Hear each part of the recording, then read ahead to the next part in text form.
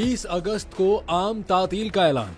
बच्चों के मजे ही मजे। गर्मियों की तवील छुट्टियों के बाद स्कूलों में पढ़ाई का आगाज हुआ ही है, तो सिंध हुकूमत ने एक और छुट्टी का ऐलान कर दिया है। लेकिन इस बार छुट्टी सिंध के सूफी शायर शाह अब्दुल लतीफ भिटाई के उर्स के दिन दी गई है। इस हवाले से चीफ सेक्रेटरी सिंध ने नोटिफिकेशन जारी कर दिया, जिसके मुताबिक अजीम बुजुर्ग और सूफी शायर शाह अब्दुल लतीफ भिटाई के उर्स के मौके पर 20 अगस्त बरोज मंगल सिंध में आम तातील होगी।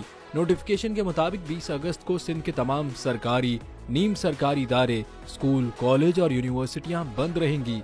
अलबत्ता लाजमी खिदमात के इदारों से वाबस्ता मुलाजमीन बदस्तूर अपने फराइज अंजाम देंगे।